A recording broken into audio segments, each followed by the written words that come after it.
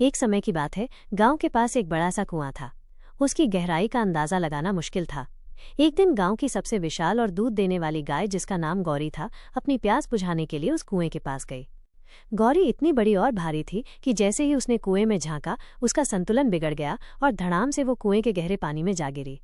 उसकी जोरदार आवाज सुनकर आसपास काम कर रहे लोग दौड़े चले आए। सबने देखा कि गौरी कुएं में फंस गई है और बाहर निकलने के लिए छटपटा रही है। गांव वाले चिंतित हो गए। उन्हें समझ नहीं आ रहा था कि इतनी बड़ी गाय को बाहर कैसे निकाला जाए। तभी गांव का सबसे सुलझा हुआ और बलवान व्यक्ति करण वहां पहुंचा। उसने स्थिति का जायजा लिया और तुरंत एक विचार उसके मन में आया। करण ने कहा, घबराओ मत, हमें गौरी को निकालने के लिए क्रेन गाड़ी मंगानी पड़ेगी। सबने करण की बात मान ली और जल्दी से क्रेन बुलाने की व्यवस्था की गई। कुछ ही देर में क्रेन आ गई। क्रेन के बड़े बड़े हुक और रस्सियों की मदद से बहुत सावधानी से गौरी को कुएं से बाहर निकाला गया। गौरी सुरक्षित बाहर आकर खुशी से रंभाने लगी और सबने करण की सूझबूझ और मदद के लिए उसकी स्टेप 1, शरारती शेर ने दूध चुराया। एक दिन एक शरारती शेर ने अपने मालिक का दूध देखा और उसे चुराने का फैसला किया। उसने धीरे से दूध का बर्तन उठाया और भागने की तैयारी करने लगा।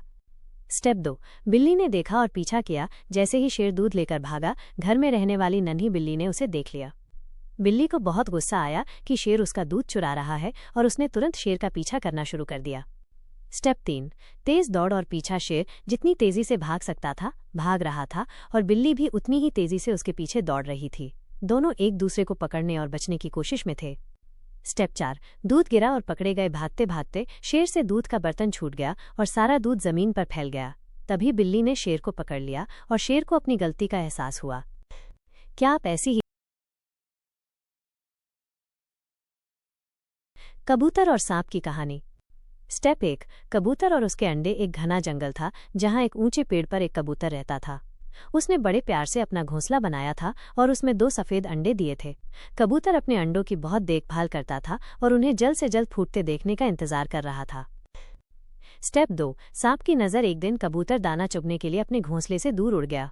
उसी पेड़ के नीचे एक सांप रेंग रहा था। सांप की नज़र कबूतर के खाली घोंसले पर पड़ी और उसने देखा कि घोंसले में 2 अंडे रखे हैं। सांप बहुत चालाक था और उसके मन में अंडों को खाने का ख्याल आया। स्टेप 3, अंडे का दुखद अंत। जैसे ही कबूतर दूर गया, सांप चुपचाप पेड़ पर चढ़ा और घोंसले तक पहुंच गया। बिना किसी आवाज के उसने दोनों अंडों को निगल लिया। जब कबूतर वापस लौटा तो उसने देखा कि उसका घोंसला खाली है। अंडों को गायब देखकर कबूतर बहुत दुखी हुआ। उसने आसपास देखा और सांप को अपने फूले हुए पेट के साथ जाते हुए देखा। कबूतर, ऊदबिलाव और खरगोश की दोस्ती।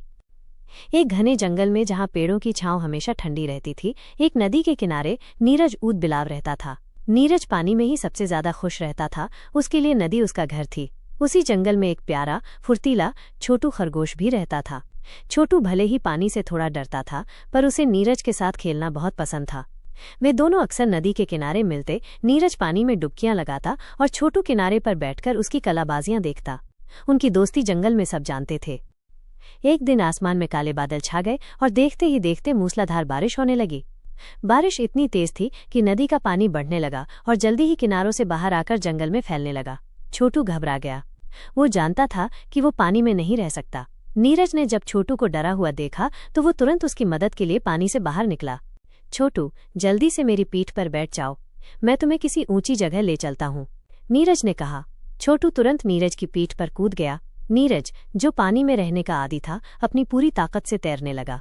उसने तेज बहाव वाले पानी में भी संतुलन बनाए रखा। वो जानता था कि उसे छोटू को किसी भी हाल में बचाना है। लेकिन बारिश रुकने का नाम नहीं ले रही थी और पानी का स्तर लगातार बढ़ता जा रहा था। तेज ठंड और पानी के दबाव से छोटू का छोटा सा शरीर कांपने लगा। नीरज अपनी पूरी कोशिश कर रहा था, लेकिन पानी का बहाव इतना तेज था कि उसे भी आगे बढ़ने में मुश्किल हो रही थी। थोड़ी देर बाद नीरज ने महसूस किया कि छोटू उसकी पीठ पर बिल्कुल शांत हो गया है। उसने किनारे पहुंचकर देखा तो उसका दिल बैठ गया। छोटू की सांसें रुक चुकी थीं। ज्यादा पानी और ठंड के कारण छोटू इस दुनिया को अलविदा कह गया था। नीरज का दिल टूट गया।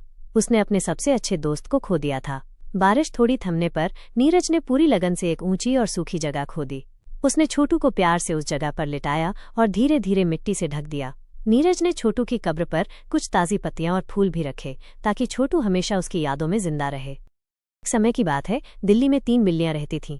तीनों को फुटबॉल का बहुत शौक था। वे अक्सर बड़े बड़े मैचों के सपने देखा करती थीं। उनमें से एक बिल्ली, जिसका नाम टिंकू था, वो बहुत गरीब थी। उसके पास फुटबॉल सीखने या मैच देखने के लिए पैसे नहीं होते थे। एक दिन जब उसके दोस्त फुटबॉल खेल रहे थे और उसे चिढ़ा रहे थे तो टिंकू बहुत उदास होकर घर लौट गई। उसके दोस्तों ने उसकी गरीबी का मजाक उड़ाया और उस पर हंसे। ये बात टिंकू के दिल में घर कर गई। उसने ठान लिया कि वो भी एक दिन बड़ा फुटबॉलर बनकर दिखाएगी। फिर क्या था, टिंकू ने दिन रात एक कर दिया। उसने कड़ी मेहनत की, घंटों अभ्यास किया और कभी हार नहीं मानी। धीरे धीरे उसकी मेहनत रंग लाई। कुछ सालों बाद टिंकू एक मशहूर फुटबॉलर बन गई। जब उसके पुराने दोस्तों ने उसे टीवी पर देखा तो वे अपनी आंखों पर विश्वास नहीं कर पाए। वे हैरान और परेशान थे ये देखकर कि जिस टिंकू का वे मजाक उड़ाते थे वो आज इतनी बड़ी हस्ती बन चुकी है। टिंकू ने अपनी मेहनत और लगन से ये साबित कर दिया कि सपने पूरे हो सकते हैं, बस जरूरत है तो अटूट विश्वास और कड़ी मेहनत की।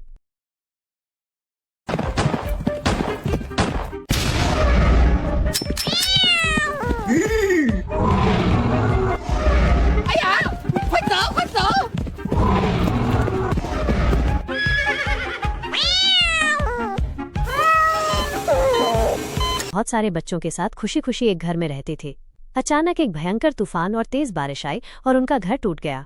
सभी बच्चे डरकर इधर उधर बिखर गए। माँ बिल्ली ने हिम्मत नहीं हारी।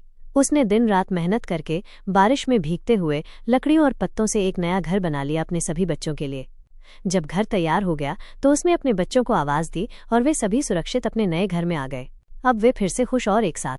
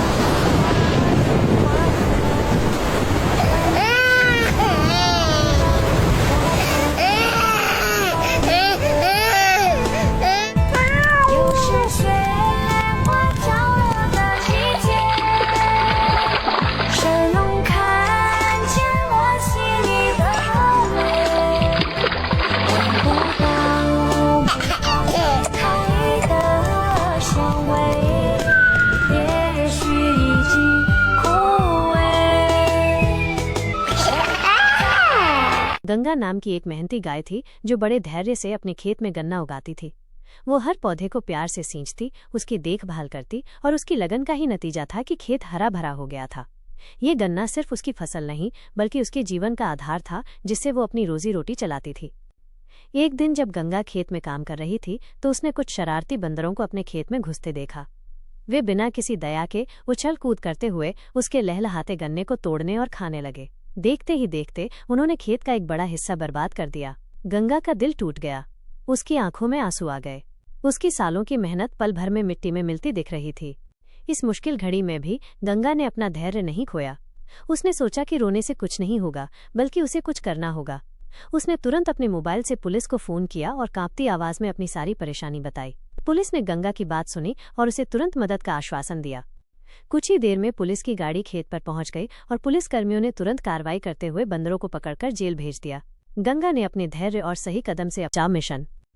एक शांत सुबह में बिल्लियों की एक बहादुर टुकड़ी अपने मेडिकल सूट पहने युद्ध की तैयारी कर रही थी। कर्नल मियाऊ ने अपने साथियों को निर्देश दिया, ये सिर्फ एक मिशन नहीं, उम्मीद है, कोई पीछे नहीं छूटेगा। हेलीकॉप्टर ने जलते हुए शहर की ओर उड़ान भरी। नीचे विस्फोटों और आग की लपटों का राज था, पर उनके चेहरे पर दृढ़ संकल्प था। एक बिल्ली सैनिक पैराशूट से नीचे उतरा, उसके पीछे एक लाल मेडिकल बॉक्स था। उसका लक्ष्य था घायलों को बचाना। उसके साथी भी उसके साथ दौड़ पड़े। एक डॉक्टर बिल्ली ने एक घायल सैनिक का हाथ पकड़ा, उनकी आंखों में चमक थी। गोलीबारी के बावजूद वे घायलों को बचाने के लिए दौड़ते रहे। एक भीषण धमाके ने पूरे क्षेत्र को हिला दिया, पर उन्होंने हार नहीं मानी। उन्होंने अपने घायलों को उठाया और सुरक्षित स्थान की ओर दौड़ पड़े। जब एक बिल्ली डॉक्टर ने एक घायल सैनिक का उपचार किया, तब उनकी आंखों में दर्द और उम्मीद थी। अंत में उन्होंने अपना मिशन पूरा कर लिया। उनके चेहरों पर गर्व और संतुष्टि थी। उन्होंने दिखाया कि साहस, प्रेम और दृढ़ संकल्प से कुछ भी असंभव नहीं है। बिल्ली और मगरमच्छ की कहानी। एक बार की बात है, एक छोटी बिल्ली कहीं खो गई थी। वो भटक रही थी कि तभी एक लड़की उधर से गुजरी और उसे वो बिल्ली मिल गई। लड़की को बिल्ली इतनी प्यारी लगी कि उसने उसे अपनी गाड़ी में बिठाया और अपने घर ले आई। घर आकर लड़की ने बिल्ली को अच्छे से नहलाया, उसे सुखाया और फिर ढेर सारा प्यार किया। बिल्ली भी अब बहुत खुश थी। अगले दिन जब लड़की ऑफिस के लिए निकली तो बिल्ली ने मगरमच्छ को फोन किया। उसने मगरमच्छ से कहा, ढेर सारी बियर लेकर घर आओ, हम पार्टी करेंगे। मगरमच्छ बहुत सारी बियर लेकर आया और फिर दोनों घर में बैठकर खूब पिए। जब मगरमच्छ पूरी तरह से बेहोश हो गया, तब बिल्ली ने एक चाकू निकाला और मगरमच्छ की खाल उतार ली। उस खाल से उसने अपनी मैडम के लिए एक छोटा और प्यारा सा बैग बनाया। जब मैडम घर लौटी और उन्हें वो बैग मिला तो वे बहुत खुश हुईं। फिर बिल्ली और मैडम खुशी खुशी रहने